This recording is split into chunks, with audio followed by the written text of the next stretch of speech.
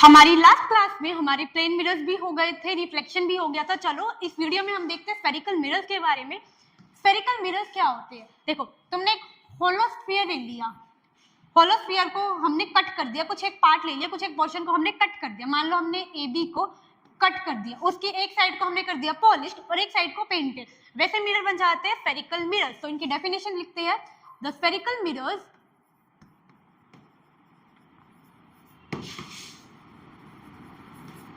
are a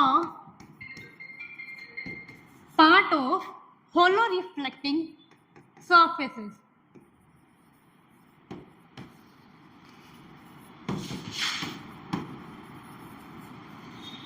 कि मतलब हमने एक होलो स्फीयर ले लिया और उसको कट कर दिया, वो हमारे क्या बन जाएंगे? Spherical mirror. अब हमारे पास स्फेरिकल मिरर के दो टाइप्स है, एक है कनकेव मिरर, दूसरा है कन्वेक्स मिरर। देखो, ये एक होलो स्फीयर है, सपोज हमने ये वाला पोर्शन ले लिया ए बी, इसका जो इनर सरफेस है ना उसको हमने कर दिया पॉलिश, मतलब इस वाले सरफेस को हमने कर दिया पॉलिश और आउटर सरफेस को हमने कर दिया पेंटेड। ये कौन सा मिरर बनाएगा? Concave mirror. देखो लिखा, the reflecting surface curved inward. जो हमारा रिफ्लेक्टिंग सरफेस है, मतलब ये वाला जो रिफ्लेक्टिंग सरफेस है वो कर्व्ड इनवर्ड, मतलब इनवर्ड की साइड ले रही है हियर। सिमिलरली कन्वेक्स मिरर क्या होगा? देखो, अब हमने मान लो ये वाला पोर्शन ले लिया ए बी और इसके जो आउटर सरफेस है ना उसको हमने कर दिया पॉलिश और इनर सरफेस को हमने कर दिया पेंटेड। तो ये कौन सा मिरर बनाएंगे? Convex mirrors. ये जो डेफिनेशन है आगे हम समझते हैं कि ये क्या लिखा हुआ है। चलो, अब हमने देख लिया कि कनकेव मिरर और कन्वेक्स मिरर बनते कैसे हैं, इनकी जो प्रॉपर्टीज आगे देखते हैं कि ये प्रॉपर्टीज आएगी कैसे। डायग्राम से भी समझते हैं। इधर ये हो गया कनकेव मिरर, मतलब जो इनर साइड है, ये जो इनर साइड है उसको हमने कर दिया, ये वाली साइड को कर दिया हमने पॉलिश्ड और ये जो आउटर वाली साइड है उसको हमने कर दिया पेंटेड। तो ये बन गया concave mirror. Similarly convex mirror, हमने ये हमने ऐसे ले लिया कन्वेक्स मिरर, ये होलो स्फीयर, इसको ऐसे कट कर दिया ए बी, आउटर साइड को हमने कर दिया पॉलिश और इनर साइड को हमने कर दिया पेंटेड। ये बना देगा हमारा कन्वेक्स मिरर। चलो आगे बढ़ते हैं, कुछ important terms.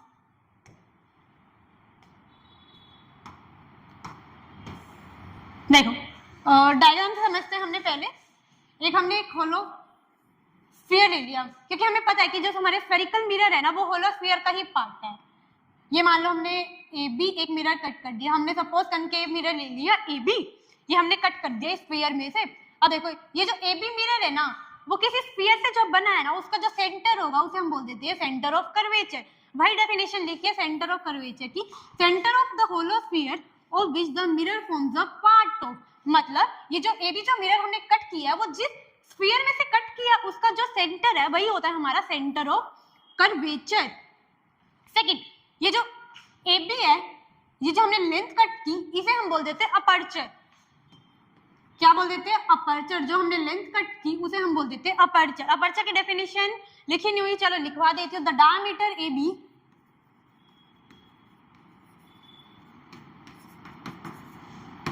Of a spherical mirror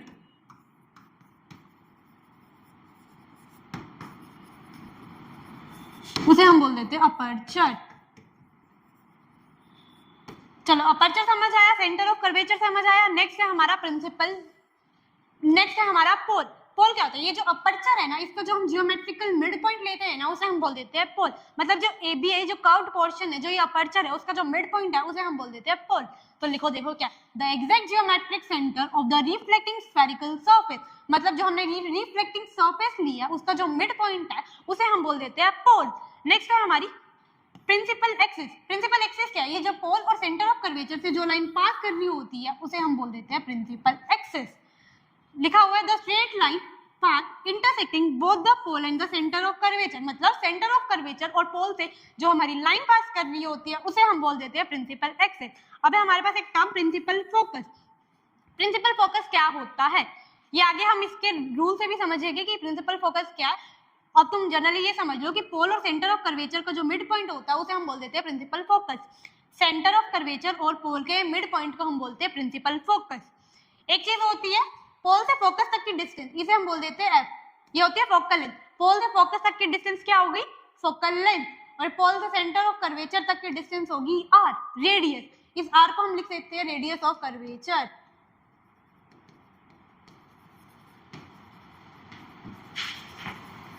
radius of curvature की एक और डेफिनेशन भी है कि जो स्फेरिकल मिरर है वो जिस स्फीयर का बना है उसकी जो रेडियस है उसे हम बोल देते हैं रेडियस ऑफ कर्वेचर। चलो ये टर्म्स हो गई pole, centre of curvature, radius of curvature, principal axis and principal focus. चलो नेक्स्ट स्लाइड में आगे देखते हैं हम लोग। अब हम देख रहे हैं रूल्स कि हमें जो इमेज बनानी है उसके हमारे पास कुछ रूल्स है, तो रूल समझ लेते हैं। रूल नंबर वन क्या कहता है? When light raise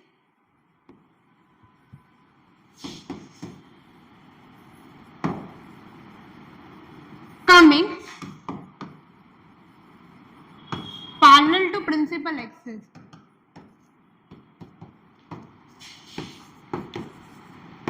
after reflection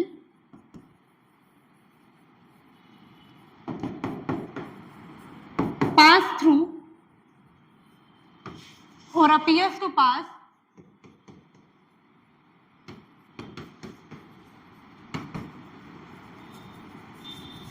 through focus. देखो कनकेव मिरर के केस में देखते हैं when light rays coming parallel to principal axis, मतलब ये हमारी प्रिंसिपल एक्सिस है। कनकेव के केस में ये हो गया हमारा फोकस, ये हो गया हमारा सी सेंटर ऑफ कर्वेचर, पोल, और ये हमारा हो गया पोल। पोल से फोकस तक की लेंथ क्या हमने मानी थी? Focal length. और सी और पी के बीच में हमने क्या माना था? R, radius of curvature. अब हमारी डेफिनेशन क्या, हमारा रूल क्या? अब हमारा रूल क्या है? When light rays coming parallel to the principal axis, मतलब ये प्रिंसिपल एक्सिस की जो हमारी लाइन है वो अगर जब पैरेलल लाइन इंसिडेंट रे हमारी, तो रिफ्लेक्शन के बाद वो कहां पे पास करेगी? फोकस से। ये देखो ये हो गया रूल नंबर 1। जब लाइट रे प्रिंसिपल एक्सिस के पैरेलल आ रही हो, रिफ्लेक्शन के बाद वो कहां से पास करेगी? फोकस से। ये हो गया हमारा कनकेव के केस में। चलो अब सेकेंड लॉ देख लेते हैं, एक बार कन्वेक्स में भी देख लेते हैं आगे हम। कन्वेक्स के केस में देखो जब लाइट रे, अब हम सेम कन्वेक्स में भी ये रूल देख लेते हैं। देखो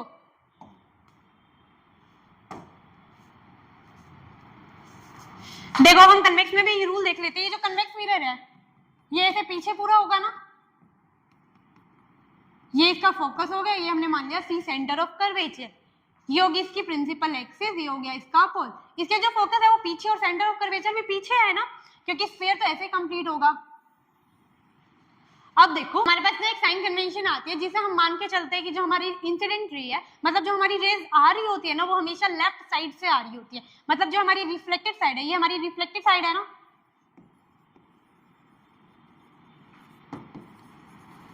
रिफ्लेक्टेड साइड के हमेशा लेफ्ट से हमारी जो लाइट रेज है वो आ रही होती है। अब देखो और सेंटर ऑफ कर्वेचर है वो तो हमारा मिरर के पीछे पड़ रहा है ना, और हमारे लॉज ऑफ रिफ्लेक्शन क्या कहते हैं कि इंसिडेंट रे, नॉर्मल और रिफ्लेक्टेड रे तीनों सेम प्लेन में लाई कर रहे हैं। 3D में तो लाई कर ही नहीं सकते, सेम मीडियम में लाई करते हैं और सेम प्लेन में लाई करते हैं। तो देखो हमारी लेफ्ट में पैरेलल आ रही है लाइट रे, ठीक है। पीछे तो हमारी रे जा ही नहीं सकती, रिफ्लेक्शन के बाद उसे फोकस से पास करने की कोशिश करनी है, पास करनी है। तो हम ऐसे दिखा सकते हैं कि उसने हमने देख लिया कि फोकस से तो पास करने की कोशिश करी है, एक्चुअली फोकस से पास नहीं कर रही, पर कोशिश तो कर रही है, अपीयर्स टू हो रही है, हमें लग रहा है कि वो फोकस से पास करेगी। तो ये हो गया रूल कन्वेक्स के केस में। चलो अब नेक्स्ट रूल देखते हैं। नेक्स्ट रूल है हमारा when, rule number 2,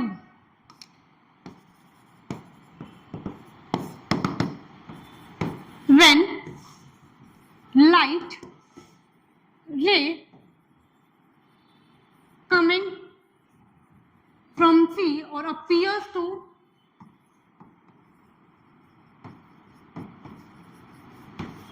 come from C will retrace its path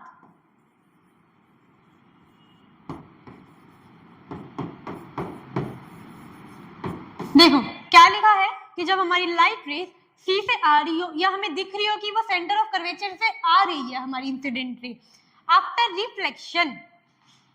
reflection के बाद वो अपना पाथ रिट्रेस करेगी। तो चलो रे डायग्राम से इसको देखते हैं। ये हो गया हमारा फोकस, ये हो गया हमारा सेंटर ऑफ कर्वेचर, ये हो गया हमारा पोल, ये हमारी फोकल लेंथ, ये होगी रेडियस ऑफ कर्वेचर। अब हमारी इंसिडेंट रे हमने मान के चली कि सेंटर ऑफ कर्वेचर से आ रही है, इस मिरर को हमने पीछे कर दिया। ये मान लो हमारी सेंटर ऑफ कर्वेचर से इंसिडेंट रे आ रही है।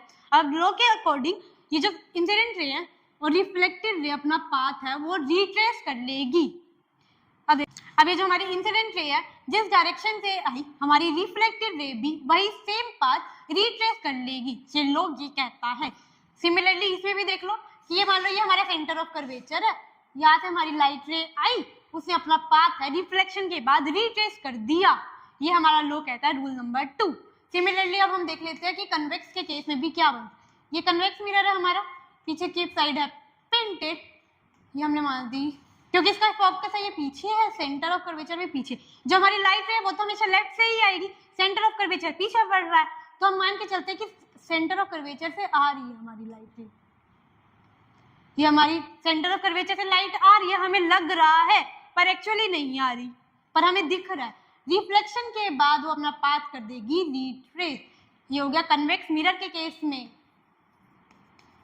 कौन सा मिरर हो गया? Convex mirror. और रूल नंबर 2 भी हमारा यहाँ कंप्लीट होता है। नेक्स्ट अब हम देखते हैं रूल नंबर 3। रूल नंबर 3 हमारा क्या कहता है?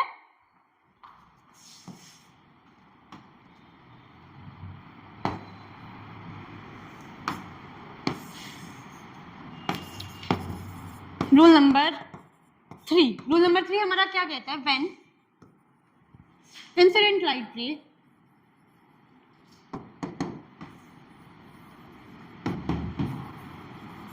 come from focus or appears to come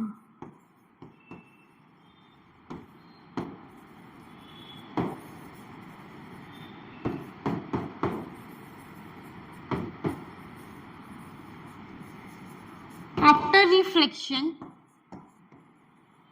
become parallel to principal axis। ये पैरेलल है और प्रिंसिपल एक्सिस को मैंने पीए की फॉर्म में लिखा है, पीए प्रिंसिपल एक्सिस। तो चलो रे डायग्राम से समझते हैं। ये फोकस है, ये सेंटर ऑफ कर्वेचर है। क्या लिखा है कि जो हमारी इंसिडेंट लाइट रे है जब फोकस से आ रही हो या हमें दिख रही हो कि वो फोकस से आ रही है, रिफ्लेक्शन के बाद वो प्रिंसिपल एक्सिस के पैरेलल हो जाती है। देखो लाइट रे हमारी फोकस से आ रही है, रिफ्लेक्शन के बाद वो पैरेलल हो गई प्रिंसिपल एक्सिस के। ये हो गया कनकेव के केस में।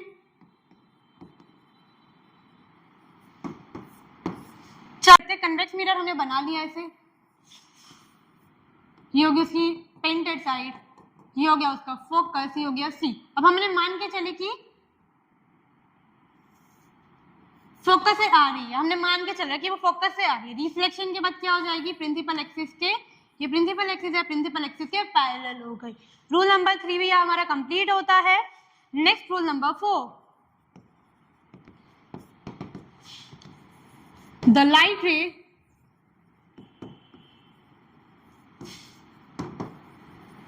incident obliquely on pole will reflect through the same angle।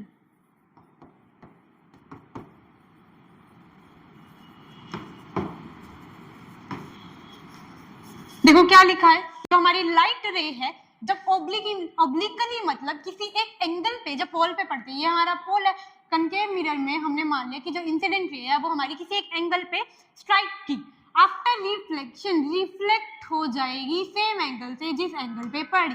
मान लो ये एंगल आई है तो ये भी एंगल हो जाएगा आई। ये हो गया कनकेव के केस में। चलो हम कन्वेक्स के केस में देखते हैं। ये कन्वेक्स मिरर है, ये हमारा हो गया पोल, ये होगी हमारी रिफ्लेक्टेड, ये हमारी होगी पॉलिश्ड साइड। देखो पोल पे किसी एक एंगल से हमारी जो लाइट रे है वो इंसिडेंट करी और उसी सेम एंगल से हमारी जो रिफ्लेक्टेड है, जो हमारी रिफ्लेक्टेड रे है वो रिफ्लेक्ट हो गई सेम एंगल से। ये हो गया हमारा रूल नंबर 4।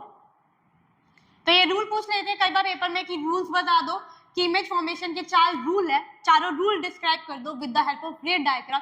कभी कन्वेक्स के लिए पूछ लेता है, कभी कनकेव के लिए। चलो नेक्स्ट है हमारे पास साइन कन्वेंशन। देखो साइन कन्वेंशन हम रे डायग्राम से ही देख लेते हैं। देखो तुमने कार्टेशियन कोऑर्डिनेट्स में देखा होगा कि ये ओरिजिन है, ओरिजिन के इस साइड कैलकुलेशन कैसी होती है? पॉजिटिव। इस साइड कैसी होती है? नेगेटिव। ओरिजिन के ऊपर होती है पॉजिटिव, ओरिजिन के नीचे क्या होती है? नेगेटिव। सिमिलरली ये जो ओरिजिन का काम है ना वो हमारा पोल करता है, मतलब हम पोल को मान के चलते हैं कि हमारा ओरिजिन है, मतलब पोल को हम ले लेते हैं हमारा ओरिजिन, मतलब हमें सारी की सारी कैलकुलेशन पोल से करनी है। पहली साइन कन्वेंशन तो ये हो गई कि all the calculations are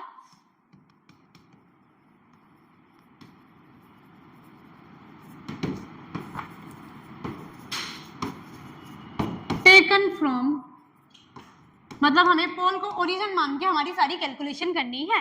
second, पोल के हम जो भी राइट साइड में जाएंगे ना वो हमें सारी कैलकुलेशन कैसी लेनी है, पॉजिटिव, मतलब पोल के इस साइड, पोल ओरिजिन है, ओरिजिन के पॉजिटिव साइड मतलब राइट साइड हमें कैसी कैलकुलेशन लेनी है, पॉजिटिव, और पोल के लेफ्ट साइड हमें कैसे लेनी है। इसमें एक चीज और भी लिखी हुई है एनसीईआरटी में कि दो convention taken in the direction of incident raise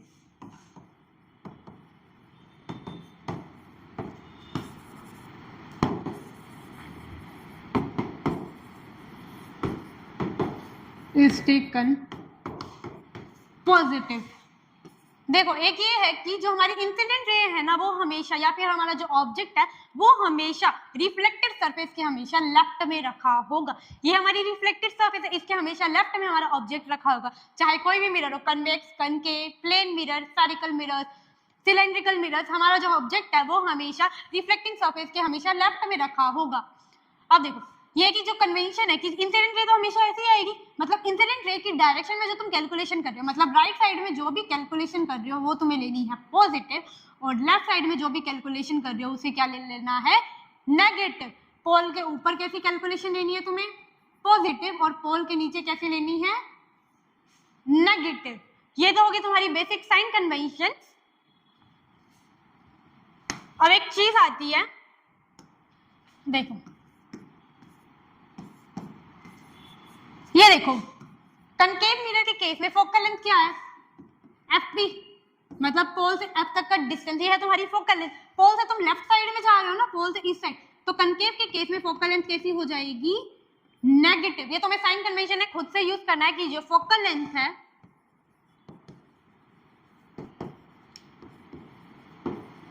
concave के केस में वो तुम्हें कैसी लेनी है, negative. Similarly radius of curvature, R कैसा है, एफ से पी तक का डिस्टेंस, मतलब आर कैसा है, पी से सी तक का डिस्टेंस वो कैसा है कि तुम्हें लेफ्ट साइड में जाना है, तो रेडियस ऑफ कर्वेचर भी तुम्हें कैसा ले लेना है, नेगेटिव। कौन से केस में, कनकेव के केस में।